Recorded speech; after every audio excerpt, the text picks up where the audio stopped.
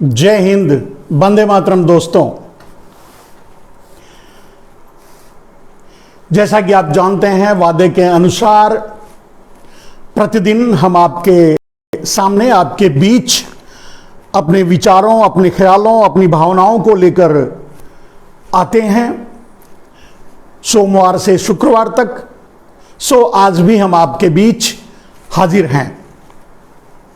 मैं मनमोहन मिश्रा इस लोकतंत्र टीवी के प्लेटफॉर्म पे आपका हार्दिक अभिनंदन करते हैं।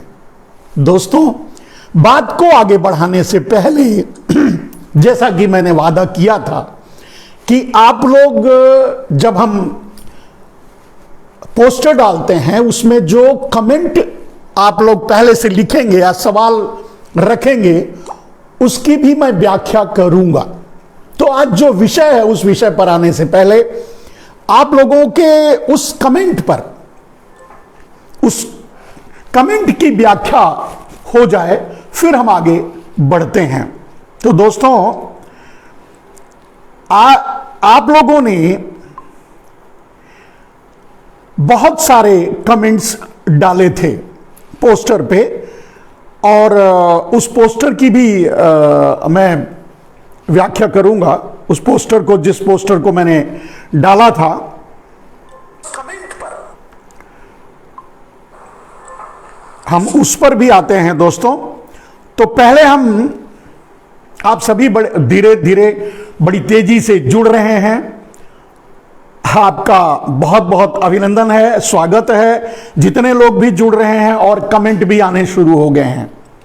तो दोस्तों, आज पहले उस पोस्टर मैंने डाला था, मोदी के राष्ट्र विरोधी नीतियों की कीमत बीजेपी, आरएसएस और भारत को चुकानी होगी।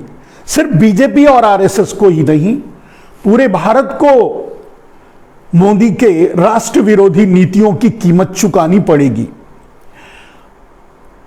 अब मोदी इस बात को तो समझेंगे नहीं, या फिर आरएसएस इस बात को तो समझेगा नहीं। यह आप लोगों को समझना है कि आप अपने राष्ट्र को किस हद तक इनसे बचा पाएंगे। तो एक जो बैनर आज डाला था उसमें एक चुनावी पोस्टर था जिसमें केशव प्रसाद मौर्य भाग रहे हैं और उन्हें भगाया जा रहा है। उसी पोस्टर को मैंने डाला था। अब ये आप अच्छी तरह से देख रहे हैं मेरे दोस्तों कि जहां भी भारतीय जनता पार्टी के नेता वोट मांगने जा रहे हैं वहां से उन्हें खदेड़ा किया जा रहा है, भगाया जा रहा है। यह नौबत क्यों आई, यह दिन क्यों आया?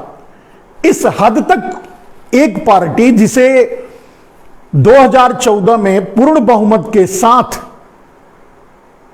केंद्र में सरकार बनाने का अवसर मिला, और अगर उत्तर प्रदेश को ले लें तो 2017 में पूर्ण बहुमत के साथ, या यूं कहें कि 2/3 बहुमत के साथ सरकार बनाने का अवसर मिला। तो आखिर ऐसी नौबत क्यों आ रही है कि अब आम आदमी लोग नेताओं से ऊब चुके हैं और उनको भगा रहे हैं, उनके पीछे भाग रहे हैं, उनको दौड़ा रहे हैं? यह नौबत क्यों आई, इसकी व्याख्या हम आपसे करेंगे। बहुत तेजी से लोग जुड़ रहे हैं, कमेंट भी कर रहे हैं, और कमेंट भी आपका आ रहा है। मेरे दोस्तों, एक खास बात कि जब भी, जैसा कि मैं हमेशा अनुरोध करता हूं कि हमारे टाइमलाइन को या हमारे लाइव को रोकने की कोशिश की जाती है, और जानते हैं कि सब कुछ पेगासस के जरिए, पेगासस स्पाईवेयर के जरिए, ये सिंगल पार्टी कहने का मतलब देश की सरकार के कंट्रोल में है, और देश की सरकार भारतीय जनता पार्टी की है। भारतीय जनता पार्टी नंगी होकर के चुनाव के लिए या चुनाव जीत लेने के लिए किसी भी हद तक जाकर कुछ भी कर रही है। तो आप समझ सकते हैं कि उसको रोका जाएगा, उसको स्लो किया जाएगा, उसको देखने नहीं दिया जाएगा, वगैरह वगैरह बहुत सी चीजें होती हैं जो टेक्नोलॉजी में वो कर सकते हैं, वो कर रहे हैं, उसकी कोई फिक्र नहीं है। आप जैसे लोग जो हमारे साथ जुड़े हैं, जुड़े रहेंगे तो कोई फर्क नहीं पड़ेगा। कुछ कमेंट्स जो आए थे हमारे पोस्टर पे, मैं पहले उसको आपको सुना दूं। हारून शेख ने लिखा है, हारून शेख, बहुत अच्छा लिखा है उन्होंने। स्वामी जी नमस्कार, धन्यवाद, नमस्कार हारून भाई। 2014 से कोई पत्रकार परिषद नहीं है। जब प्रधानमंत्री क्या कहते हैं उसे, प्रेस कॉन्फ्रेंस करेंगे ही नहीं तो पत्रकार परिषद कहां से बनाएंगे। और जिसे लोकतंत्र, पत्रकारों की या पत्रकार परिषद की या लोकतंत्र के, जो कहा कि मैंने कल भी बताया था कि लोकतंत्र के 4 स्तंभ होते हैं, कार्यपालिका, न्यायपालिका, विधायिका और पत्रकारिता यानी मीडिया, और इनमें से सब सड़ चुका है। न्यायपालिका, कार्यपालिका, विधायिका सड़ चुका है, न्यायपालिका और कार्यपालिका गिरवी पड़ा हुआ है, और पत्रकारिता जो चौथा स्तंभ है वो बिक चुका है, पूरी तरह से बिक चुका है, जिसे आप गोदी मीडिया के नाम से आप जान रहे हैं। तो कहां से रहेगा। दूसरी बात, किसान, नौजवान, इन पर भविष्य की रणनीति क्या है। किसान और नौजवान, नौजवानों को नरेंद्र मोदी, भारतीय जनता पार्टी किसी भी कीमत पे नौकरी नहीं दे सकती, रोजगार नहीं दे सकती, क्योंकि उसके पास ऐसा कोई विजन या कोई प्लान नहीं है। नौकरी देने के लिए भी तो कुछ तो होना चाहिए। आज नहीं नौकरी दे पा रहे हैं तो कल दे सकते हैं, ऐसा आप माने या हम माने, मानकर चलें, जो माने वो उनके लिए ये संदेश है कि भारतीय जनता पार्टी जो सरकार चला रही है, यानी नरेंद्र मोदी, मोदी जनता पार्टी कह सकते हैं, तो मोदी जनता पार्टी जो सरकार चला रही है उसके पास कोई ऐसा विजन ही नहीं है। आगे अभी नौकरी देने की स्थिति में नहीं है क्योंकि प्राइवेटाइजेशन कर रहे हैं, और प्राइवेटाइजेशन करने के बाद भविष्य में हजारों साल, मतलब कितने भी साल जोड़ लो, कभी भी कोई भी नौकरी नहीं दे पाएगा अगर दूसरी सरकार आ गई। मान लीजिए अगर इसको, इस दिशा को, इस नीतियों को बदला गया तब तो नौकरी दे पाएगी। अगर आने वाली सरकार, किसी और की सरकार आ गई, मोदी चले गए, तो किसी और की सरकार आ गई, वो भी नहीं दे पाएगी अगर इन नीतियों को जारी रखेगी। क्योंकि सरकार जिस नीति पर चल रही है वहां वो होता है सेंट्रलाइजेशन। छोटी छोटी इकाइयों की जगह बड़ी बड़ी, बड़े बड़े उद्योग लगा, बड़ी बड़ी इकाइयां लगाना। अगर एक बिस्किट बनाने की भी एक फैक्ट्री है तो छोटी छोटी इकाइयां जगह जगह लगा करके बिस्किट बनाने की अगर बनाया जाए तो उससे लोगों को रोजगार मिलेगा। लेकिन अगर वही एक बहुत बड़ी ब्रिटानिया जैसी कंपनी, एक मल्टीनेशनल कंपनी आपके देश में आए, एक बड़ी फैक्ट्री लगाए और उत्पादन करे और आपको बिस्किट बनाकर बेचे, तो आप समझो उससे रोजगार भी नहीं मिलेगा, क्योंकि वो मल्टीनेशनल कंपनी बड़ी टेक्नोलॉजी के साथ आएगी, कम से कम लेबर में ज्यादा से ज्यादा उत्पादन करेगी। जब ज्यादा से ज्यादा उत्पादन करेगी कम से कम लेबर में, तो उसका लागत मूल्य कम होगा, लेकिन वो बाजार के हिसाब से ज्यादा दाम पर बेचेगी, ज्यादा से ज्यादा मुनाफा कमाएगी। वो मुनाफा गरीबों में, हम में, मजदूरों में नहीं बांटेगी, वो मुनाफा आपको भी नहीं मिलेगा। यानी मान लीजिए अगर सेंट्रलाइजेशन से एक फैक्ट्री, एक उत्पादन, मान लीजिए एक मोबाइल है, एक मोबाइल अगर कोई कंपनी बना रही है और छोटे छोटे इकाई लगा करके गांव-गांव में, जैसा कि चाइना में है, तो बना रही है, तो इसकी लागत ज्यादा होगी, हम मानते हैं इसकी लागत ज्यादा होगी, लेकिन लोगों को रोजगार मिलेगा। लेकिन जब इसे सेंट्रलाइज कर दिया जाएगा, एक बहुत बड़ा कैंपस के अंदर और सेंट्रलाइज कर दिया जाएगा, वहीं पे इसे बनाया जाएगा, वहीं पे इसका असेंबल किया जाएगा, तो इसकी लागत मूल्य कम हो जाएगी। लेकिन उस लागत मूल्य कम होने पर आपको सस्ता मिलेगा ऐसा नहीं, आपको जो पहले मिल रहा था उससे भी ज्यादा मिलेगा। उसमें होगा क्या कि जो मालिक बना रहा है उसका लाभ बढ़ जाएगा। लेकिन समाज को क्या नुकसान होगा? समाज को नुकसान यह होगा कि समाज का रोजगार चला जाएगा। जहां 2000 आदमी काम करते थे वहां 200 आदमी से वो फैक्ट्री काम चला लेगी। जब 200 आदमी से काम चला लेगी तो उसको तो फायदा होगा, उद्योगपति को तो फायदा होगा, लेकिन आम आदमी का रोजगार भी चला जाएगा और आम आदमी को जो उपभोक्ता होगा उसको भी फायदा नहीं होगा। इसे ही कहते हैं प्राइवेटाइजेशन का स्वरूप, इसे ही कहते, यही एक्चुअली है, इसे कह सकते हैं कि मतलब सेंट्रलाइजेशन। तो सेंट्रलाइजेशन से जो नरेंद्र मोदी की नीति है, नरेंद्र मोदी की नीति सेंट्रलाइजेशन है, यानी सब कुछ अडानी अंबानी करेंगे, बाकी सब लोग मजदूरी करेंगे। तो जब सेंट्रलाइजेशन होगा तो नौकरी जाएगी। आज तो छोड़िए, आज के 100 साल बाद भी ये नौकरी नहीं दे सकते। अगर मान लीजिए मोदी को कोई अमृत पिला दिया जाए और उन्हें अमर कर दिया जाए और उन्हें अमर करके बोला जाए कि भाई नरेंद्र मोदी आप 100 साल तक भारत को चलाओगे, तो नरेंद्र मोदी 100 साल बाद भी लोगों को रोजगार नहीं दे सकते, क्योंकि उनकी नीतियां गलत हैं। अब इन नीतियों को आगे आने वाली सरकार, जो सरकार में आएगी, अगर वो इन नीतियों को पलटेगी, वो डिसेंट्रलाइजेशन के महत्व को समझेगी, तब वो लोगों को रोजगार दे पाएगी। अब इसे ऐसे भी समझ सकते हैं, जैसे नरेंद्र मोदी एक नारा देते हैं कि स्वदेशी अपनाओ, या नरेंद्र मोदी ये कहते हैं लोकल को वोकल करना है, लोकल को लोगों तक पहुंचाना है। लेकिन ये नरेंद्र मोदी खुद ही मजाक करते हैं, क्योंकि उनकी नीतियां सेंट्रलाइजेशन की है, तो लोकल कहां से डेवलप करेगा? उनकी नीतियां हैं कि अडानी एक फैक्ट्री बनाए जिसमें सब कुछ बने। अडानी एक घराना हो जहां देश के सारे रोड अडानी बनाए, जहां देश के सारे पोर्ट अडानी चलाएं, देश के सारे हवाई जहाज अडानी चलाएं, देश का सारा रेलवे अडानी चलाएं। यह है सेंट्रलाइजेशन। तो जब सेंट्रलाइजेशन होगा तो नौकरी कहां से दे पाएंगे? फिर सेंट्रलाइजेशन जब नरेंद्र मोदी चाहते हैं, तो जब यह कहते हैं कि लोकल को वोकल होना चाहिए, तो मजाक करते हैं लोगों का।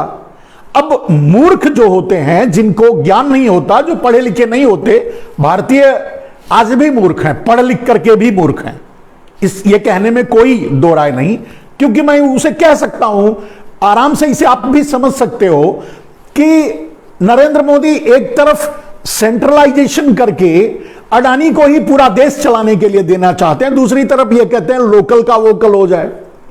तो लोकल के वोकल का मतलब तो ये होता है कि आपके गांव के आसपास में बिस्कुट की फैक्ट्री बने। लोकल के वोकल का मतलब यह होता है कि आपके आसपास, आपके क्षेत्र में मोबाइल बनाने की कंपनी हो, आपके क्षेत्र में बिजली बनाने की, बल्ब बनाने की, जो भी सामरिक जरूरतें हैं आपकी, उनकी इकाई आपके आसपास हो।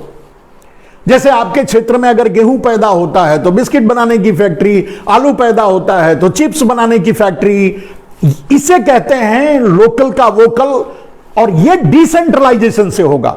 लेकिन अगर अडानी को नरेंद्र मोदी चलाने के लिए देंगे तो अडानी आपके क्षेत्र में क्यों बनाएंगे? वो तो एक इतनी बड़ी फैक्ट्री लगाएंगे जहां एक दो आदमी बटन दबाने के लिए रहेंगे और सब कुछ बनकर पैक करके एकदम से बॉक्स में तैयार होकर बाहर निकलेगा और वो आपके पास, आपके गांव में, आपके क्षेत्र में भेजा जाएगा। आपको लेना ही पड़ेगा, आप लोगे नहीं तो करोगे क्या? अब अगर चलिए आज बाजार में चले जाते हैं तो दो प्लेयर हैं बड़े। अब आप जाइए तो या तो अडानी का सरसों तेल मिल रहा है और या तो बाबा रामदेव का। अब तीसरा सरसों तेल आप कहां से ढूंढेंगे? तो नहीं लेंगे तो करेंगे क्या? जाएंगे कहां? लेना ही पड़ेगा। तो कहने का अर्थ यह है कि नरेंद्र मोदी के पास ऐसी कोई नीति नहीं है जिससे आज तो क्या, जिंदगी में कभी भी अगर उनको 100 साल अमर करके 100 साल के लिए सत्ता दे दी जाए तब भी वो रोजगार दे पाए। गलत है। तो वो नहीं दे पाएंगे। और लोकल लोकल की बात जो करते हैं वो मजाक करते हैं। और भी भाई ने लिखा है, उसको भी पढ़ लेता हूं।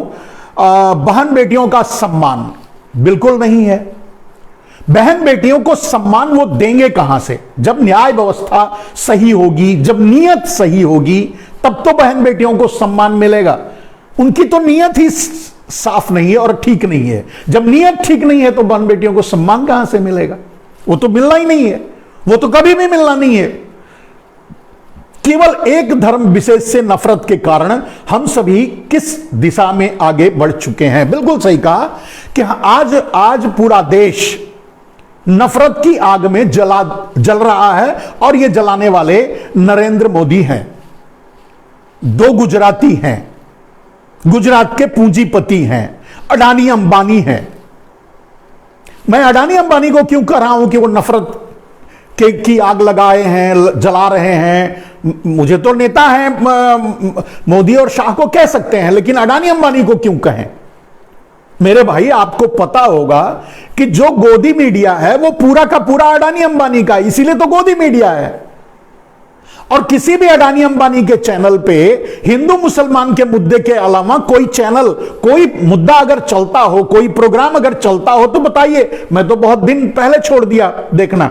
आप लोग अगर देखते हो तो देखकर बताइए कि किसी भी अडानी अंबानी के चैनल, यानी किसी भी गोदी मीडिया के चैनल पे हिंदू मुसलमान के मुद्दे के अलावा कोई और मुद्दा चलता हो तो मुझे बताइए। वही चलता है। और वो चलाते कौन है? अडानी अंबानी चलाते हैं।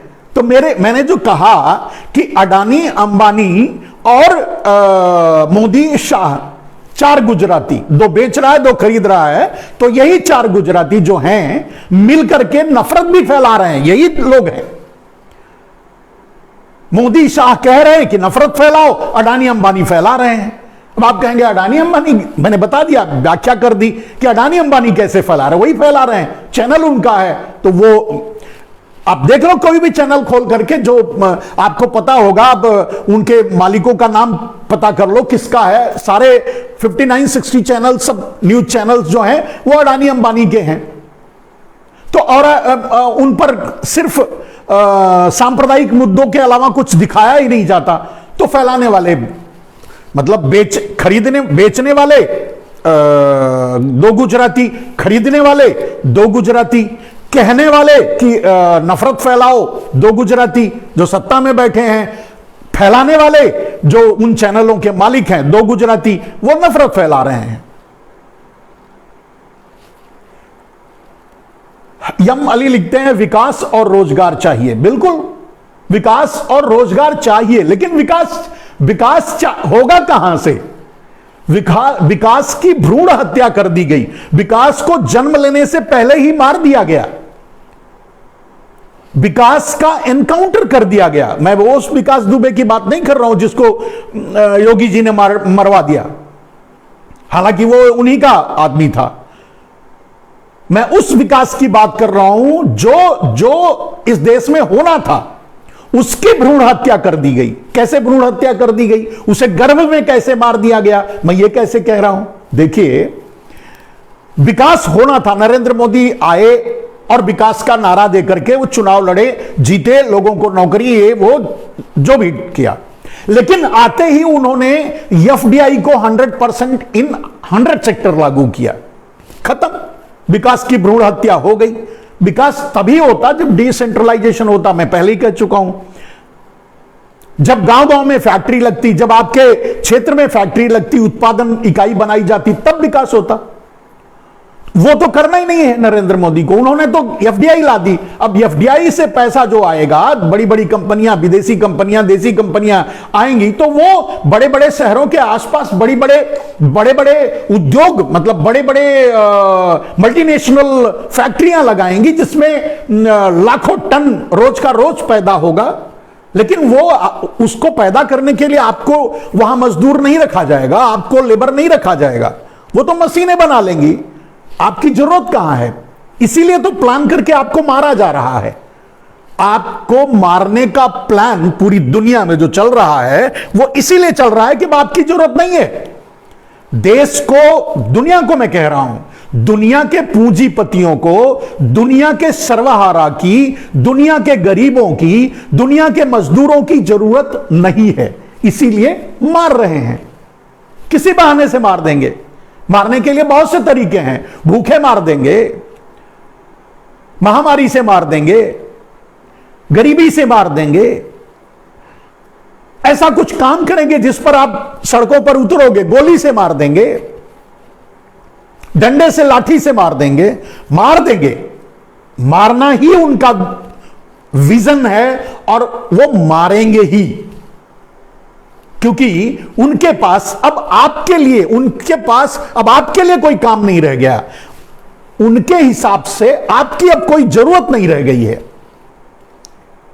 जैसे एक उदाहरण देता हूं, आज आवारा पशु उत्तर प्रदेश में सबसे बड़ी समस्या बने हुए हैं। लेकिन वो आवारा पशु हैं कौन? लोगों के घरों में रहते थे, उनसे हल जोता जाता था, उनको उपयोग में लिया जाता था, कृषि कार्य में उपयोग किया जाता था। तो अब उर्वरक के कारण, जो खाद, यूरिया, डाई, डीएपी वगैरह के कारण उनकी जरूरत खत्म हो गई। खेत जुताई वगैरह में उनका यूज होता था, वहां भी नहीं हो रहा है। तो जब तक गायें या जो भी है वो दूध देते हैं, कोई काम आते हैं तो रखते हैं, जब नहीं रखते तो छोड़ देते हैं। एक बात समझो, जो आवारा पशु, आज बहुत से लोग, चाहे वो हिंदू हो चाहे मुसलमान हो, छोड़ दीजिए, जो आवारा पशु हैं वो हमारे लिए मुसीबत बन चुके हैं, आपके लिए, किसानों के लिए। और किसानों के लिए मुसीबत इसलिए बन चुके हैं कि उन पशुओं का उनके कृषि से अलग कर दिया गया है। इस बात को समझिए, ये तर्क आपको कोई नहीं देगा। मतलब आपके ही पशुओं को आपसे अलग कर दिया गया है, तो वो आवारा हो गए हैं और इसलिए वो आप पर बोझ हैं। और इसलिए यहां तक कि आपके मन में यह भी होता होगा कि पहले जो चलता था, इनको मार के खाते थे, जो भी होता था वही होना चाहिए। यानी आप भी आज सोचते होंगे, अगर एक किसान है तो आप, क्योंकि हम भी किसान हैं, हमारा भी नुकसान होता है, हम भी यही सोचते हैं कि ये पहले ही सही था, ये जाते थे, इनको मार डालते थे, इनको कत्ल कर देते थे, वही ठीक था। हम भी यही सोचते हैं, एक किसान यही सोचेगा, क्योंकि किसान का नुकसान हो रहा है। लेकिन इसका दूसरा तर्क जो मैं आपको बताना चाहता हूं वो समझिए। आज आवारा पशु आप पर बोझ हैं, सच है। उसी तरह से आप इस पूंजीवादी व्यवस्था पर बोझ हैं। आपकी जरूरत नहीं है। अब आपकी जरूरत, आपकी जगह अब टेक्नोलॉजी ले चुकी है, आपकी जगह बड़ी बड़ी मशीनें ले चुकी हैं, आपकी जगह कंप्यूटर ले चुका है। आपकी जरूरत नहीं है। आपका जिंदा रहना, आपको खिलाना पिलाना, यह सब इस सरकार के लिए या पूरी दुनिया की व्यवस्था के लिए भार स्वरूप है। वो चाहते हैं कि आप मर जाएं, क्योंकि आपकी अब जरूरत नहीं है, आप आवारा पशु हैं। इस बात को समझिए। तो जो कह रहे हैं, मेरे भाई ने उठाया सवाल कि बेरोजगार और विकास, तो विकास तो कभी होगा ही नहीं। नरेंद्र मोदी के नेतृत्व में कभी भी विकास हो ही नहीं सकता। मैंने कहा, क्योंकि उनकी दिशा विकास की नहीं है, उनकी दिशा विनाश की है। विकास का एक ही रास्ता है, डिसेंट्रलाइजेशन, और नरेंद्र मोदी की नीति है सेंट्रलाइजेशन।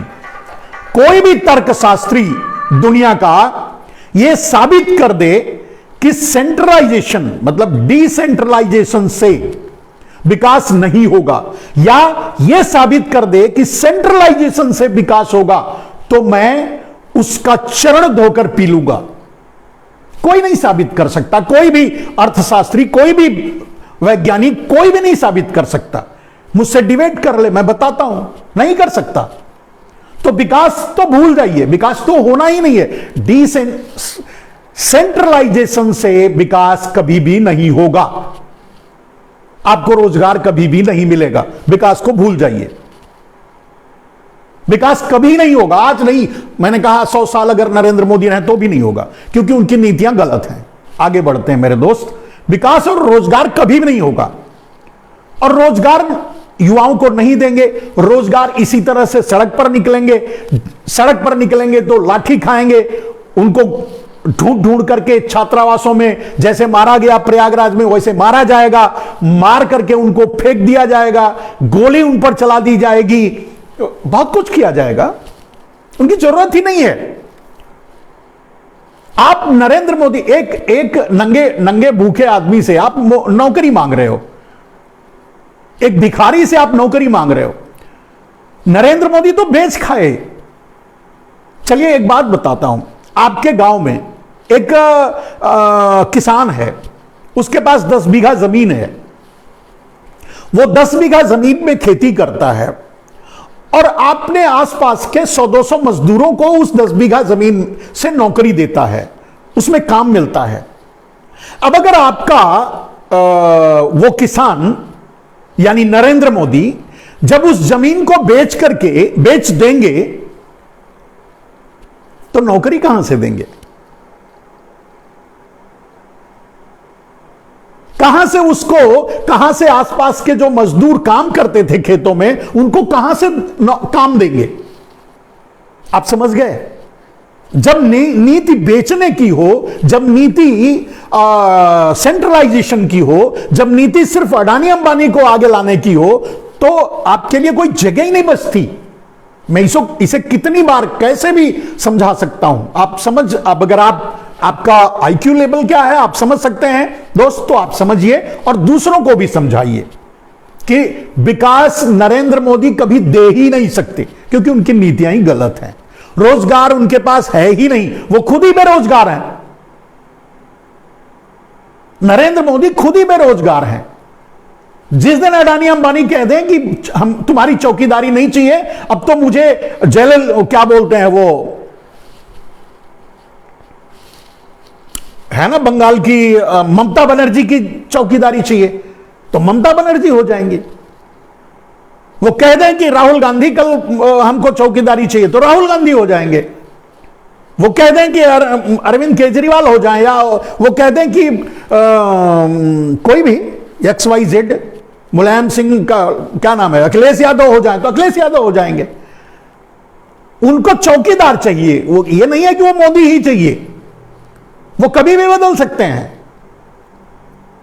तो नौकरी खतरे में, तो जब खुद ही आपके प्रधानमंत्री की नौकरी खतरे में चली गई उसकी अपनी नीतियों के कारण, तो दूसरे को क्या नौकरी देगा?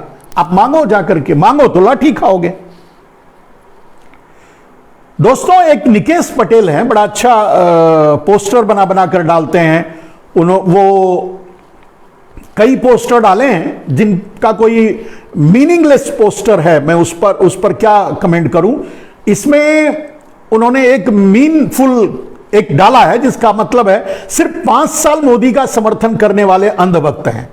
मतलब वो कहते हैं कि 5 साल मोदी का समर्थन करने वाले अंधभक्त हैं और 72 साल से एक ही परिवार के तलवे चाटने वाले नासा के वैज्ञानिक हैं। मतलब वो तंज कस रहे हैं कि जो मोदी का विरोध करते हैं वो वैज्ञानिक हैं और जो मोदी का समर्थन करते हैं वो अंधभक्त हैं। मैं ऐसा नहीं कहता मेरे दोस्त। निकेश पटेल भाई, मैं ये कई बार बोल चुका हूं कि अगर नरेंद्र मोदी जो 2014 से पहले बोला, अगर वो किया होता तो देश को विश्व गुरु बनाने से और देश को दुनिया में नंबर 1 बनाने से कोई रोक नहीं सकता था। लेकिन नरेंद्र मोदी ने देशद्रोह किया, गद्दारी की, धोखा दिया। जिन बातों को कहा वो नहीं किया, उन बातों को वो जग जाहिर है। वो विरोध कर रहे थे आधार कार्ड का, आधार कार्ड लागू किया। वो विरोध कर रहे थे एफडीआई का, वो एफडीआई 100% 100 सेक्टर लागू किया। वो चाहते थे, वो कह रहे थे कि हम काला धन लाएंगे, सबको 15-20 लाख यूं ही मिल जाएगा। वो कह रहे थे कि हम सभी काला धन वालों को जेल भेजेंगे। वो कह रहे थे कि हम काला धन नहीं लाए, काले धन को अंडरग्राउंड कर दिया, काले धन को वहीं का वहीं बंटवारा करके अपने गुजराती भाइयों को दे दिया, अपने चोर मित्रों को दे दिया। सभी गुजराती भाइयों को नहीं, लेकिन चोर मित्रों को दे दिया, चोर गुजरातियों को दे दिया, ऐसे कह सकते हैं आप। तो जो कहा था, उन्होंने कहा था कि 100 स्मार्ट सिटी बनाएंगे, कहां बनाया? शिक्षा व्यवस्था में बदलाव की बात, व्यवस्था परिवर्तन की बात करके आए थे। किस व्यवस्था में कौन सा परिवर्तन हुआ आप बता दीजिए। क्या शिक्षा में कोई बदलाव हुआ? शिक्षा में विकास हुआ? स्वास्थ्य में विकास हुआ? स्वास्थ्य में कोई बदलाव हुआ? रोजगार 2 करोड़ देने का वादा करके आए थे, क्या दिए? तो 2 करोड़ रोजगार दिए? नहीं दिए। स्मार्ट सिटी बनाए? नहीं बनाए। किसानों की आत्महत्या को रोक सके, किसानों के हितों में फैसले लिए? नहीं लिए। किसान आज भी आत्महत्या कर रहे हैं, उनसे ज्यादा, पहले से ज्यादा कर रहे हैं। काले धन को रोक पाए? नहीं रोक पाए। काला धन अब 50% और ज्यादा विदेशी बैंकों में बढ़ चुका है। उन्होंने नोट बदली, नोट लॉन्चिंग किया, 2000 का नोट लॉन्च किया। अब 2000 के नोट भी पकड़े जा रहे हैं नकली। वो तो कह रहे थे कि आतंकवाद रुक जाएगा, नकली करेंसी रुक जाएगी, ये रुक जाएगा, वो रुक जाएगा। अभी बंबई में मेरे ख्याल से कुछ दिन पहले क्या, आज या कल, कहीं बंबई में बहुत ज्यादा संख्या में 2000 के नोट पकड़े गए हैं नकली। और डेफिनेटली वो उसमें नरेंद्र मोदी का ही हाथ होगा। वो प्रिंटिंग भी नरेंद्र मोदी ही करवाते हों। मैं ऐसे कह रहा हूं, ये सही बात होगी, इसे मजाक में मत लीजिए, क्योंकि उसका धंधा भी वही करते हैं। वो कहते हैं नोट कोई छाप ही नहीं सकता, हर नोट में चिप्स लगा है। वही कहलवाए थे उस समय ना कि हर नोट में चिप लगा है, कोई सब पकड़ा जाएगा, और उनके अलावा कोई इसको जानता नहीं कि नोट कहां छपेगा, कैसे छपेगा। वो अपने कंट्रोल में ले रखे थे। तो बताएं कैसे नकली नोट छप रहा है? वो खुद ही छपवा रहे होंगे। वो कह रहे थे कि 5 लाख करोड़ का काला धन करेंसी में है, तो करेंसी में का 5 लाख करोड़ का धन, काला धन गया कहां? अब अगर नहीं मिला, अगर आरबीआई में पूरा व्हाइट मनी आ गई, आकर के व्हाइट मनी बन गई, तो 5 लाख करोड़ का काला धन गया कहां? यानी नरेंद्र मोदी ने बांट लिया, क्योंकि सब कुछ उन्हीं के कंट्रोल में था। वो तो खुद ही कहते थे। तो निकेश भाई, 7 साल और 70 साल की बात नहीं है। 7 साल में जो भी सरकार रही है, चाहे वो अटल बिहारी वाजपेयी की रही हो, चाहे क्या बोलते हैं, कौन रहे, कांग्रेस की रही हो, चाहे जिनकी भी सरकार रही हो, चंद्रशेखर जी की रही हो, जिसकी भी 70 साल में जिसकी भी सरकार रही हो, जितना 70 साल में बनाया गया, नरेंद्र मोदी 7 साल में बेच डाले। अब उसके बाद क्या कहोगे? उसका भी जवाब दिया करो ना। आप हमसे तो पूछ रहे हो, हम 7 साल का वाले का विरोध कर रहे हैं, 70 साल वाले का नहीं कर रहे हैं। तो 7 साल वाले और 70 साल का जब हम कंपेयर करते हैं, तो हम कहते हैं कि 1000 टाइम्स बेटर थी कांग्रेस। 1000 टाइम्स कांग्रेस अच्छी थी, अगर कंपेयर कर लो दोनों का। 70 साल में जो लूट नहीं सके कांग्रेसी, उसे 7 साल में नरेंद्र मोदी ने लूट लिया। 70 और वो लूट का माल भी सामने है आपके। 70 साल में कांग्रेस का कार्यालय देख लो, और 7 साल में भारतीय जनता पार्टी का कार्यालय देख लो। 70 साल में कांग्रेस का कार्यालय गांव के क्षेत्रों में देख लो, और 7 साल में ये भारतीय जनता पार्टी का कार्यालय देख लो, गांव गांव में बन चुका है। लूटा किसने? पैसा भी तो दिख रहा है ना। पैसा उनके दलाल पार्टी, मतलब मदर पार्टी कह सकते हैं कि आरएसएस के पास दिख रहा है। पैसा उनसे लगी हुई पार्टियों के पास दिख रहा है। पैसा गुजराती चोरों के पास दिख रहा है। पैसा है, वहां है, देखो। तो 70 साल में जो नहीं हुआ, 7 साल में अगर कर दिया नरेंद्र भाई ने, तो कैसे नहीं कहोगे? और कैसे कहोगे कि नहीं उनके वही अच्छे थे, ये कैसे कह दें? अब तो ये क्या, मैं तो कांग्रेस विरोधी था। मैं तो नरेंद्र मोदी के लिए 4 साल घर तक नहीं गया था, उनके लिए काम किया था। अब इस वेदना को, इस पीड़ा को भी तो समझिए कि जो आदमी 4 साल नरेंद्र मोदी के लिए काम किया होगा, उसके मन में आज कितनी तकलीफ होगी कि वो आदमी एक भी बात नहीं, एक भी वादा पूरा नहीं किया, सबका सब पे गद्दारी कर गया। तो तकलीफ होगी कि नहीं हो? गुस्सा आएगा कि नहीं आएगा? आप बोलो। और चलिए, नहीं किया होता, अगर नहीं किया होता, बाद में करता, तो हम इंतजार करते। वो आते ही ऐसा काम किया जिससे कोई दूसरी सरकार आकर भी ना कर पाए, तो क्या करोगे? जैसे मैं बताता हूं, एक घर है। अब ये घर, इस घर को अच्छा बनाना है। जो पहले की सरकारें थी उसे अच्छा नहीं बना रही थी, हम परेशान थे, हम कह रहे थे कि इसको अच्छा बनाओ भाई, ठीक करो, व्यवस्था को ठीक करो, पानी नहीं आ रहा है, बिजली नहीं है, ये है, जो भी घर की व्यवस्था ठीक नहीं चल रही थी, हम अच्छा करने के लिए नरेंद्र मोदी ने उसको उठा के बेच डाला। कमाल है यार। तो कम से कम टूटा फूटा जो चल रहा था वो भी बिक गया। बेचने वाला अच्छा है या कम से कम चला रहा था वो अच्छा है? अब ये आपके आईक्यू लेवल पे है, आपकी बुद्धि पे है, आप अपनी बुद्धि से समझ सकते हो। कोई भी चीज आप कमेंट लिखिए, मैं आप हर आदमी का स्वागत करता हूं। निकेश पटेल भाई, हो सकता है आप गुजराती हो, और मैं डंके की चोट पे बात कहता हूं कि सारे भारत के सारे माफिया और सारे चोर गुजराती हैं। 90% चोरों की संख्या बता रहा हूं, सारे गुजरातियों को नहीं कह रहा हूं, सारे गुजराती ऐसे नहीं हैं, लेकिन जो अगर 100 चोर हैं, 100 माफिया हैं भारत में, तो 90 माफिया गुजराती हैं। साबित कर लो।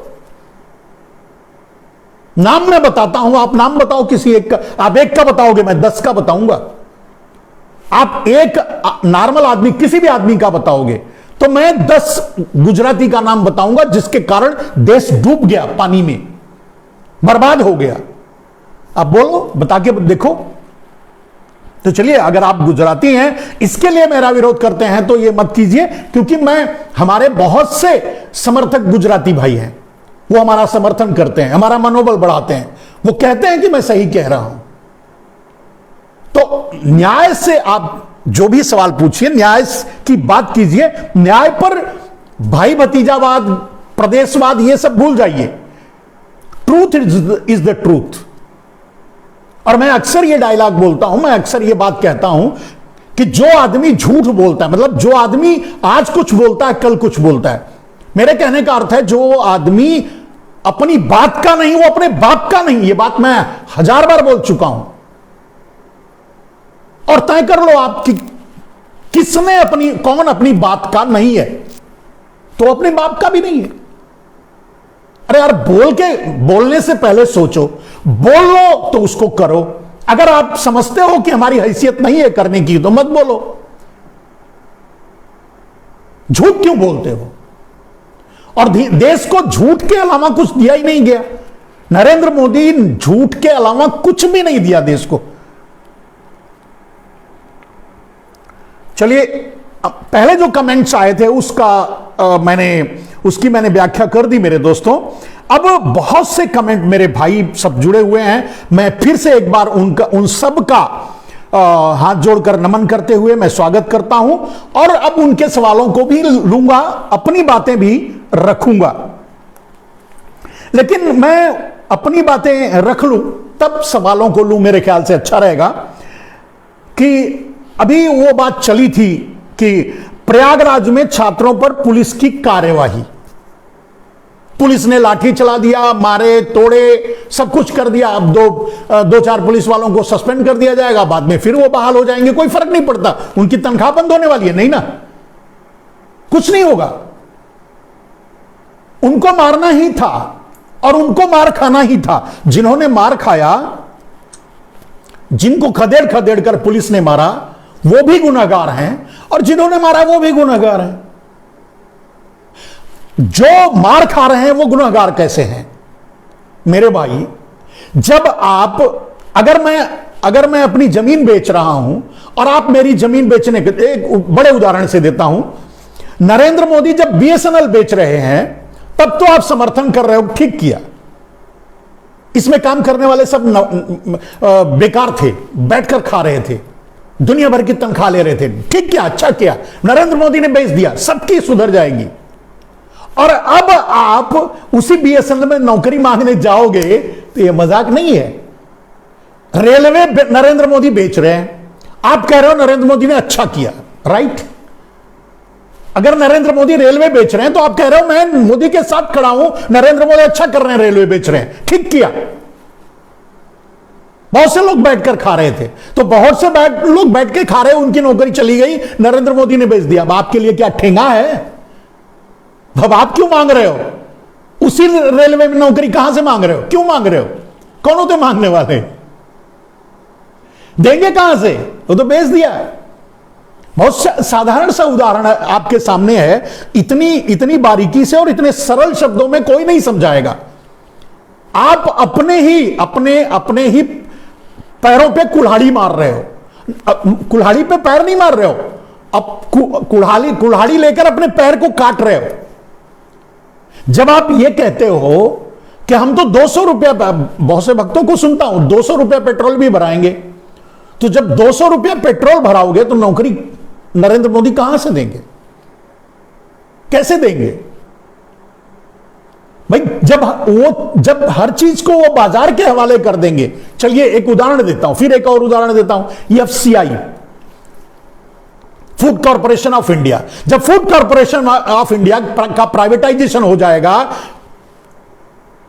कोई प्राइवेट आदमी उसे खरीद लेगा, अडानी अंबानी खरीद लेंगे और उसमें से लोगों को निकाल देंगे, तब तक तो आप खुश रहोगे। लेकिन उसी फूड कॉर्पोरेशन में इंडिया में आप नौकरी मांगने जाकर के जाओगे तो डंडे खाओगे, नहीं तो क्या खाओगे बताओ? आप तो डंडे खाने का काम पहले ही कर चुके। कमाल करते हो यार। मैं मतलब आपके बौद्धिक जो लोग बिहार के मेरे भाई, मेरे बेरोजगार बच्चे सब हमारे अपने हैं, लेकिन मैं उनकी ही बौद्धिक क्षमता को समझ नहीं पा रहा हूं। वो क्यों नहीं समझते? खराबी कहीं और है। आप रेलवे को दोषी दे रहे हो, आप कह रहे हो रेलवे ने गलत किया, गलत एग्जाम लिया, गलत भर्ती किया, गलत ये किया। आप रेलवे को बेचने को इसका समर्थन कर रहे हो। तो मोदी के पास थोड़ी रोजगार है, मोदी रेलवे अब भारत सरकार का रेलवे थोड़ी है। आप भारत सरकार का रेलवे नहीं है कि मोदी से आप नौकरी मांगने जा रहे हो या हड़ताल कर रहे हो। हड़ताल तो सरकार से ही की जाती है ना, हड़ताल सरकार से की जाती है, मांग सरकार से की जाती है। जब सरकार कोई कह रहे हो कि तुम भेज दो भाई, हम तो खुश हैं, तालियां बजा रहे हो, मोदी मोदी मोदी का नारा लगा रहे हो जब मोदी बेच रहे हैं। जब मोदी बेच रहे हैं तो आपको यह खुशी हो रही है कि बीएसएनएल में काम करने वाले या जो एयर इंडिया में काम करने वाले, जो भी ऑर्गेनाइजेशन भारत की बिकी, एलआईसी में काम करने वाले, ये सब, या फिर ऑर्डिनेंस फैक्ट्री में अभी हड़ताल हुई थी, वो काम करने वाले, ये सब हराम की खा रहे थे, मुफ्त की खा रहे थे। ठीक किया नरेंद्र मोदी ने बेच दिया, ठीक किया डिसेंट्रलाइजेशन कर दिया, ठीक किया नरेंद्र मोदी ने। अब क्या घंटा मांगोगे नौकरी? उसी जगह मांगोगे, ऑर्डिनेंस फैक्ट्री में जाकर नौकरी मांगोगे? तुम्हारे जैसा मूर्ख कोई हो सकता है? रेलवे बेचने का समर्थन करते हो और रेलवे में जाकर नौकरी का फॉर्म भर के बोलते हो कि तुम्हें नौकरी दे दी जाए। आपसे जैसा मूर्ख कौन होगा? तो आपको तो डंडे ही चाहिए और ऐसे ही लगेंगे, ऐसे ही मारे जाओगे। भाई रोग कहीं है, आप रेलवे को जिम्मेदार ठहरा रहे हो। आप रेल मंत्री तो चपरासी है बेचारा, उसको तो बैठने के लिए स्टूल भी नहीं मिलता, वो थोड़ी जिम्मेदार है। मोदी से पूछो ना, जिसको आप कहते हो कि मोदी मोदी मोदी, उससे पूछो। बेच दिया, नौकरी कहां से लोगे? तो अब अगर अभी थोड़ा और बढ़ते हैं, रेलवे में भर्ती के लिए जो आज लड़ रहे हैं, उन्हें यह पता नहीं है कि सिर्फ लड़ाने के लिए ही वैकेंसी निकाली जाती। ये जो वैकेंसियां निकाली गई ना, ये सिर्फ आपको लड़ने के लिए। आप इसी तरह से पत्थर फेंको, डंडे फेंको, आपको गोली मारी जाए, आपको डंडे मारे जाए, इसीलिए वैकेंसी निकाली गई। वो भर्ती नहीं होने वाली है, वो किसी की नहीं होगी। वो चाहते हैं आप विरोध करो, आप विरोध करोगे, आपके विरोध के बहाने वो जिनको देने वाले हैं उनको भी नहीं देंगे। देना ही नहीं है उनको, उनके पास नौकरी ही नहीं है। Come to the point. अगर आप पढ़े लिखे हो, अगर दिमाग है, अगर मूर्ख नहीं हो, तो पॉइंट को समझो। नौकरी है ही नहीं, उनको देना ही नहीं है, बस आपको लड़ाना है। आप उग्र होकर सड़क पे निकलो, और जब सड़क पे निकलो तो आपको गोली मारी जाए, लाठी मारी जाए। यही सरकार की नीति है। जब आपको यह बात समझ में आए, एक बात समझो भाई, सरदार, चोरों का सरदार, डाकुओं का सरदार का नारा लगा रहे हो, बहुत अच्छा बहुत अच्छा बहुत अच्छा, और छोटे छोटे चोरों को सोच रहे हो कि गलत है, गलत कहां है? सरदार को पहले पकड़ो यार, जिसने नौकरी देने का वादा तो मोदी ने किया था, मोदी से मांगो नौकरी। रेलवे से कहां मांग रहे हो? मोदी तो बेच दिए। मैंने एक उदाहरण दिया, मोदी अगर 100 साल उनको उनको उनको अमर कर दिया जाए, अगर भगवान उन्हें अमर, भगवान को तो नहीं कहूंगा, वो कर भी सकते हैं, तो इसके लिए नहीं कहूंगा, क्योंकि इतना बड़ा मतलब ऐसा आदमी अगर अमर हो गया तो देश तो गया। तो अगर उनकी उम्र बढ़ जाए, अगर वो 100 साल रहे, तो 100 साल में भी आपको नौकरी नहीं दे सकते, क्योंकि उनकी नीतियां गलत हैं, उनकी लाइन ही गलत है, उनका ट्रैक ही गलत है वो। और आगे बढ़ते हैं। ये परीक्षाएं, भर्ती और ये वैकेंसी, ये सब आपको लड़ाने के लिए है। सरकार के पास अब नौकरी है ही नहीं, पहले तो ये समझ लो। क्योंकि सरकार जिस रेलवे की बात कर रहे हैं वो बेच चुकी है, अब उसमें किसी की भर्ती नहीं करेगी। अब जो प्राइवेट कंपनी अडानी अंबानी जब रेलवे चलाएंगे, जब वो आएंगे तब भर्ती करेंगे, तो आपकी भर्ती नहीं करेंगे। वो तो एक टेंडर, एक मतलब क्या कहते हैं, एक दलाल पकड़ लेंगे जिसको संविदा पे काम करवाता है, तो एक कॉन्ट्रैक्टर पकड़ लेंगे और उस कॉन्ट्रैक्टर को कहेंगे कि लो भाई ये लो, एक आदमी का 10,000 रुपया ले लो और 2,000 आदमी सप्लाई कर दो। अब वो जो कॉन्ट्रैक्टर 10,000 रुपया में, एक आदमी का 10,000 में जो ठेका लेगा, वो आपको 8,000 रुपया दे करके सप्लाई कर देगा, 2,000 घर बैठे कमाएगा। वो भी अडानी की ही सब्सिडरी कंपनी होगी, मतलब वो जो 200 बचेगा वो भी उसी के कंपनी में जाएगा। यही तो खेल होता है, यही तो नरेंद्र मोदी कर रहे हैं। तो अब इंतजार करो, जब रेलवे को अडानी चलाएंगे, जब उसमें टेंडर पे नौकरी निकालेंगे, तो 7-8 हजार 5,000 की नौकरी आपको मिल जाएगी। आपको इतने आसानी से मरने भी नहीं देंगे, और लेकिन इतना ही जिंदा रखेंगे कि आप जिंदा बस रहो, खा करके उनके ऊपर भौंको बन। अगर आप समझदार हो तो समझ गए होगे, नहीं समझदार हो तो मैं क्या कर सकता हूं। पता चला है कि दिल्ली में छात्रों ने रेल मंत्री का पुतला फूका। अब यहां भी देख लो, अरे यहां रेल मंत्री का काहे फूक रहे हो यार, मोदी का फूको ना। सारे मंत्रालय तो जीरो हैं, कोई वैल्यू ही नहीं है उनकी, तो फूकना ही है, पुतला ही फूकना है, तो मोदी का फूको। रेल मंत्री का क्या फूक रहे हो? रेल मंत्री बेचारा क्या करेगा, वो अपने घर से लाके देगा। मोदी रेल बेच दिए और आप रेल मंत्री का पुतला फूक रहे हो। फूकना है तो मोदी का फूको, फूकना है तो अडानी का फूको, अंबानी का फूको, जो उसे खरीद रहे हैं। चलिए, एक और पता चला है, आरएसएस नेता इंद्रेश कुमार एनडीटीवी पर कह रहे थे कि सांप्रदायिक बातें करना निंदनीय है। बहुत सही कह रहे थे, बड़ा मजा आता है ऐसी बातें सुन करके। लेकिन लेकिन पूरे डिबेट में वो सांप्रदायिक ही बोल रहे थे, सांप्रदायिकता को ही बढ़ावा दे रहे थे, सांप्रदायिकता का ही समर्थन कर रहे थे। और कैसे समर्थन कर रहे थे देखो, उनसे एनडीटीवी के पत्रकार ने सवाल किया कि 80-20 का मतलब क्या है। आपकी पार्टी या भारतीय जनता पार्टी अगर 80-20 कहती है तो उसका मतलब क्या है। तो उन्होंने मतलब क्या समझाया कि भाई ये समझने वाले के ऊपर है। जो 80-20 को हिंदू मुसलमान समझते हैं वो हिंदू मुसलमान समझ लें, और 80-20 को जो विकास समझते हैं वो विकास समझ लें। उनका जवाब देखो कितना डिप्लोमेटिक। हिंदू मुसलमान समझते हो तो हिंदू मुसलमान समझ के आप आपस में बढ़ जाओ, लड़ लो, मर लो, जो भी करना है कर लो। अगर आप उसे विकास, और कहने का मतलब 80% लोग विकास चाहते हैं और 20% लोग विकास नहीं चाहते। उनका कहने का अर्थ यह था कि उनकी पार्टी का जो भी का आदमी ये बोला था 80-20, उसका मतलब वो नहीं था, ये था। अब सोचो, अब खुद ही प्रूव कर रहे हैं कि कितनी बड़ी दोगली भाषा वो बोल रहे हैं। लेकिन अब क्या करें, ऐसे लोग हैं। आरएसएस से ही तो लोग आए हैं, मोदी आरएसएस से ही तो आए हैं, वहीं से तो सीख कर आए हैं जो देश के साथ धोखा कर रहे हैं। किसान आज भी भ्रम में हैं कि बिल वापस ले लिया। मैं कई बार ये बात बोलता हूं, हमेशा बोल रहा हूं, अभी भी मैंने यही बात समझाई।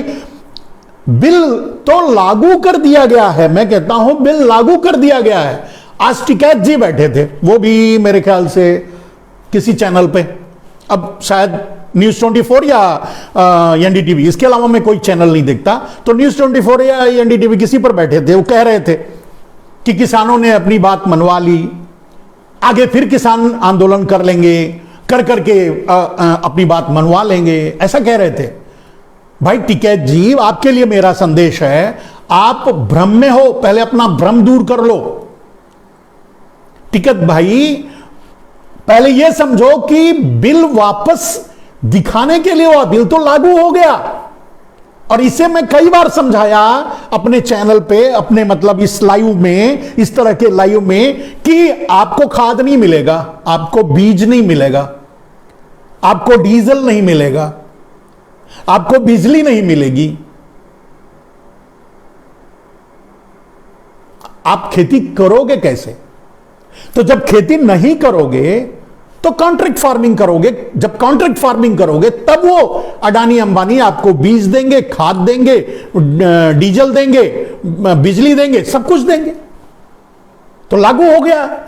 बिल में यही था ना, 3 बिल में यही था। अगर आप पढ़े लिखे समझदार सब लोग हो, और टिकैत जी आप तो आंदोलन किए इतने दिनों तक, अगर आप समझदार हो तो समझो कि बिल में मूल तो यही था ना, कॉन्ट्रैक्ट फार्मिंग। कॉन्ट्रैक्ट फार्मिंग के जरिए पूरे देश की जमीन अडानी अंबानी को सौंपना। It's a vision of the Narendra Modi, right? और अगर यह सही था तो ही इज इंप्लीमेंटेड, वो लागू कर दिए। अब आपको खाद नहीं मिलेगी, खाद के लिए देखिए डंडा खाना पड़ेगा। आपको बीज नहीं मिलेगा, क्यों? आप देख लीजिए, आपका सामान कहीं खरीदा नहीं जाएगा। आपको डीजल नहीं मिलेगा, डीजल इतने दाम पे मिलेगा कि आप खरीदोगे ही नहीं, चला ही नहीं पाओगे, ना ट्रैक्टर चला पाओगे, ना डीजल इंजन चला पाओगे, ना अपनी मशीन चला पाओगे। कहने का अर्थ यह है कि किसान बिल लागू हो चुका है, नरेंद्र मोदी ने लागू कर दिया। अगर नरेंद्र मोदी ने बैकडोर से किसान बिल लागू नहीं किया होता तो नरेंद्र मोदी प्रधानमंत्री इस समय नहीं होते। मैं कई बार यह बात बोल चुका हूं कि Narendra Modi is the conditional prime minister. वो इसी कंडीशन पर प्राइम मिनिस्टर हैं कि वो अडानी अंबानी की बात मानेंगे, उनके हितों का काम करेंगे, जमीनों को उन तक पहुंचाएंगे, आपसे छीनकर जमीनें उन्हें देंगे। और इसी का नाम था किसान बिल। आप भी यही कह रहे थे, पूरा देश यही कह रहा था, पूरे देश के किसान यही कह के लड़ रहे थे। तो आप ये कैसे भूल गए कि नरेंद्र मोदी बिल वापस ले लिए और हम खुश हो गए? भ्रम है। Never never never. आज भी मैं चैलेंज कर रहा हूं, मैं पहले भी चैलेंज कर चुका हूं, कभी भी किसी भी कीमत पे नरेंद्र मोदी बिल वापस नहीं ले सकते। लेना एक दिखावा है, बैकडोर से बिल लागू हो चुका है तभी वो प्राइम मिनिस्टर हैं, वरना वो प्राइम मिनिस्टर नहीं होते। बिल वापस हो गया और नरेंद्र मोदी का इस्तीफा सार्वजनिक नहीं हुआ, नरेंद्र मोदी ने इस्तीफा नहीं दिया, नरेंद्र मोदी प्रधानमंत्री बने हैं, तो मैं ये कैसे मान लूं कि बिल लागू नहीं हुआ? और इसके 1000 सिस्टम्स और उदाहरण मैं बता सकता हूं, दे सकता हूं। कोई भी डिबेटर मुझसे बात कर सकता है, इसे मैं साबित करूंगा कि लागू हो चुका है। और उसका परिणाम आपने देखा। आपको खाद नहीं मिलेगी, खाद मांगने जाओगे तो डंडे मिलेंगे। आपको बीज नहीं मिलेगा, आप बीज मांगने जाओगे तो डंडे मिलेंगे। आपको डीजल नहीं मिलेगी। आगे चल करके किसानों को डीजल पर प्रतिबंध लगा देंगे नरेंद्र मोदी, किसानों को डीजल नहीं दिया जाएगा। उद्योगपतियों को डीजल दिया जाएगा, किसानों को डीजल नहीं दिया जाएगा। पेट्रोल पंपों पर यह लिखा रहेगा कि भाई किसानों को डीजल नहीं देना है। क्या कर लोगे? आपसे जमीन छीनकर ही दम लेंगे नरेंद्र मोदी। मैं यह कहना चाहता हूं राकेश टिकैत भाई कि नरेंद्र मोदी विजन और मिशन यह होना चाहिए, आंदोलन यह होना चाहिए कि नरेंद्र मोदी को हटाओ। आंदोलन यह नहीं होना चाहिए कि वो बिल तो इट्स अ न्यूट्रल। और जो मेरी बात समझते हैं वो समझ सकते हैं, जो नहीं समझते उनको क्या कहा जा सकता है। थोड़े और बात जयंत चौधरी को खुलेआम भारतीय जनता पार्टी ऑफर कर रही है, तो दाम भी ऑफर कर देना चाहिए था जयंत चौधरी को।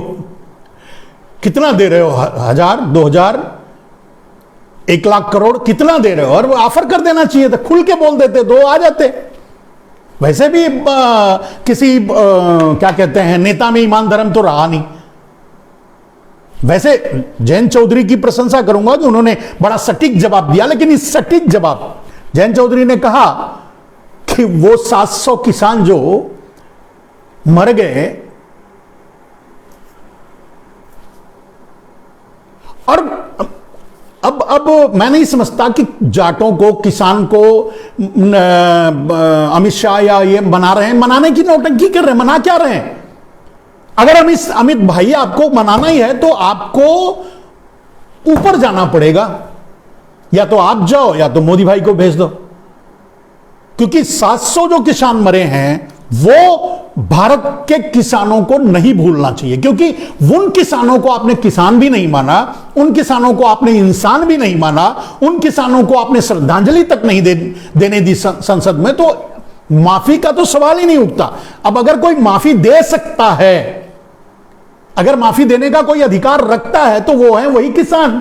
अब उन किसानों से माफी मांगने के लिए आपको ऊपर जाना पड़ेगा। अगर कोई क्या बोलते हैं क्रोनोलॉजी आपके पास है, या कोई टेक्नोलॉजी तो नहीं कह सकते, क्रोनोलॉजी, अगर क्रोनोलॉजी अमित भाई आपके पास है तो या आप या मोदी भाई को भेज दो, उन किसानों से माफी मांगे।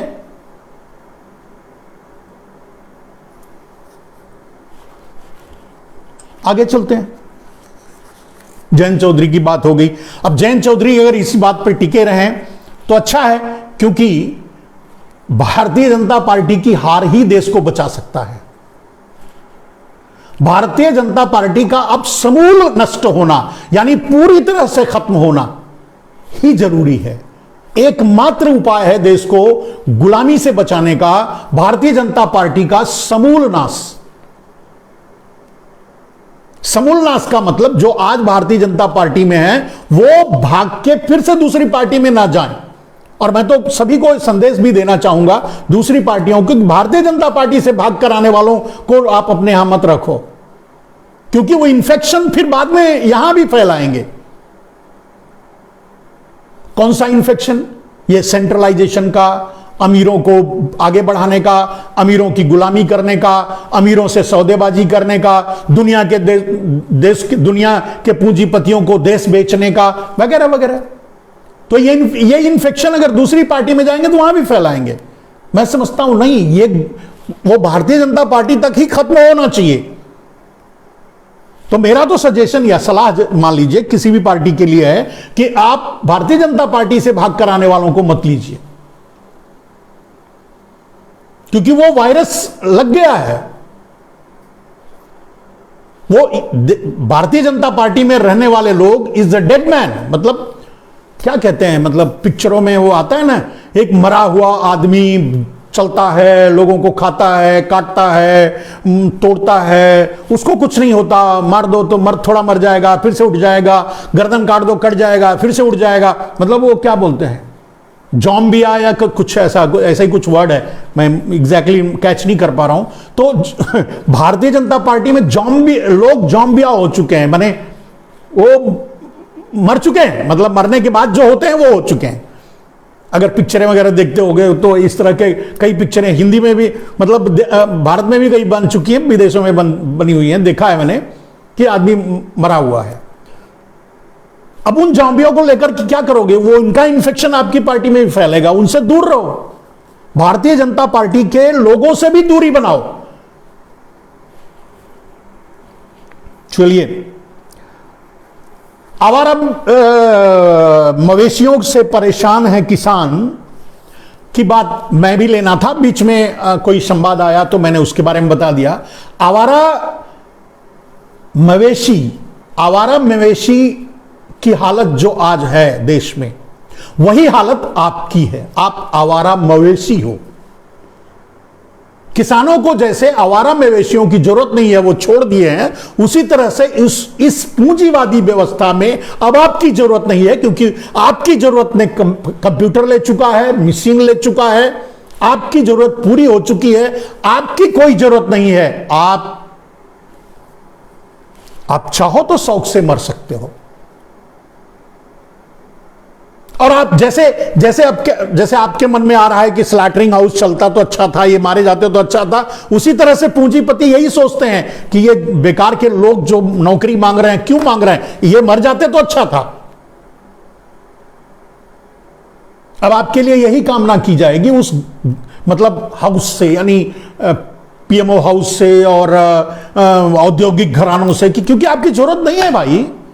आप लॉजिक को समझिए, जहां 2000 आदमी काम करते थे वहां 200 आदमी से काम चल जाएगा, तो 1800 की जरूरत नहीं है। वो 1800 आवारा पशु हैं। आपको मरना है, आपका मरना तय है। आपको कैसे मारा जाएगा यह अलग बात है। आपको नौकरी नहीं मिलेगी, आप भूखे मरोगे, परेशान हो जाओगे, आत्महत्या कर लोगे। बहुत से तरीके हैं मरने के, बहुत से, और सरकारें बहुत सी तरीके ईजाद करेंगी। ऐसे तरीके भी ईजाद करेंगी, जैसे आप बाहर निकलोगे, उनसे रोटी मांगोगे, उनसे नौकरी मांगोगे। नौकरी भी रोटी मांगना ही हुआ ना, तो मांगोगे तो आप पर लाठियां चलाई जाएंगी, गोलियां चलाई जाएंगी, आपको मारा जाएगा। It's planned.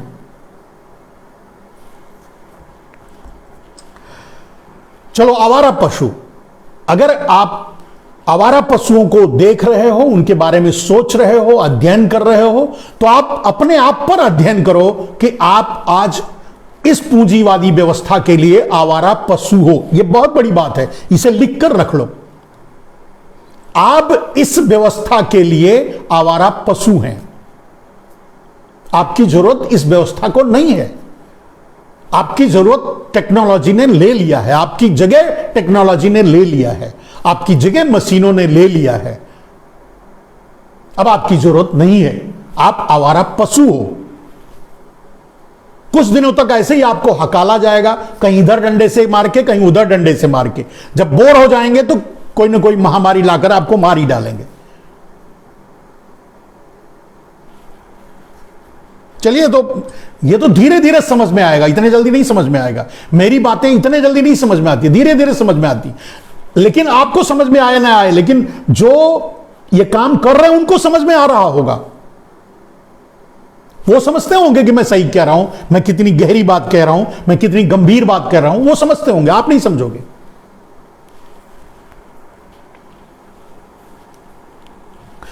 आंदोलन कर रहे छात्रों पर संपत्ति के नुकसान सहित आर्म्स एक्ट भी लगाया जाएगा, मतलब गोली चलाने का आरोप। तो गोली चलाने का आरोप लगना ही चाहिए। वैसे भी बिहार वगैरह में तो आराम से हथियार वगैरह मिलते हैं, सुना है वहां बड़े आराम से बिकते हैं, मिलते हैं। तो होगा, चलाया भी होगा, ऐसा भी हो सकता है। और नहीं चलाया होगा तो इसी बहाने से आपको जब दोबारा बाहर निकलोगे तो गोली मार देंगे, व्यवस्था को इशारा कर देंगे कि मार दो। संभल के, अपनी गलती का दोष दूसरों पर कभी नहीं डालना मेरे मित्र। मेरी बात कड़वी लगेगी, लेकिन मतलब 100% ट्रूथ है, सत्य है। आपने बीएसएनएल बिकते समय, आपने ऑर्डिनेंस फैक्ट्री बिकते समय, आपने रेलवे बिकते समय, आपने एयरपोर्ट बिकते समय तालियां बजाई थी। किस मुंह से नौकरी आपको नौकरी?